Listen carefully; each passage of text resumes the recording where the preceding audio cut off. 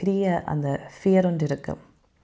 That நீங்கள் divorce பண்ணி விட்டுட்டு வந்தீங்கன்னா உங்களை யாரையும் அக்செப்ட் பண்ண மாட்டாங்களேன்ட்டு. நான் சொன்ன மாதிரி பேர் அக்செப்ட் பண்ண மாட்டாங்க தான். பேர் உங்களை ஒதுக்கி வைப்பாங்க வேறு வேறு ரீசன்ஸுக்கு. ஆனால் அது நல்ல விஷயம். ஏன்னா உங்களை யார் ஒதுக்கணுமோ அவங்கள ஒதுக்கி விடுவாங்க. அந்த ஒதுக்கி விட்ட ஆட்கள இடத்துக்கு உங்களோட உண்மையான ஃப்ரெண்ட்ஸ், உங்களோட உண்மையான ஒர்க் கொலீக்ஸ், உங்களோட உண்மையான பார்ட்னர்ஸ், உங்களோட உண்மையான எல்லாரும் வந்து நிற்பாங்க. உங்களோட சோசன் ஃபேமிலின்ற ஒன்று வந்திருக்கு. அவங்க நீங்கள் என்ன நடந்தாலும் அவங்கள அதுக்குள்ளே நிற்பாங்க உங்களுக்கு. அதுக்கு நீங்கள் ஒரு ப்ரைஸ் டேக் கொண்டு போட முடியாது.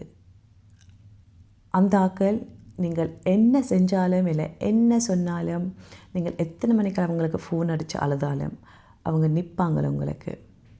நீங்கள் அவங்களுக்கு பொய் சொல்ல தேவையில்லை, இப்படிலாம் நடக்கலைன்னு பொய் சொல்ல தேவையில்லை. நீங்கள் உள்ளுக்குள்ளே அழுது கொண்டு வெளியில் சிரிக்க தேவையில்லை அவங்களுக்கு நீங்கள் உண்மையாக யாரோ அவங்கள்ட்ட காட்டலாம். ஏன்னா அவங்கள அப்படியான ஃப்ரெண்ட்ஸ். அப்போது அந்த நோ ஒன் வில் அக்செப்ட் யூன்ற அந்த ஒரு நாலேஜ் பேங்க் வந்து இருக்குது இல்லை, அது சுத்தமான பொய். ஏன்னா பேர் அவங்களை அக்செப்ட் பண்ணுவாங்க, என்னையே அக்செப்ட் பண்ணுவாங்க, உங்களை கட்டாயம் அக்செப்ட் பண்ணுவாங்க.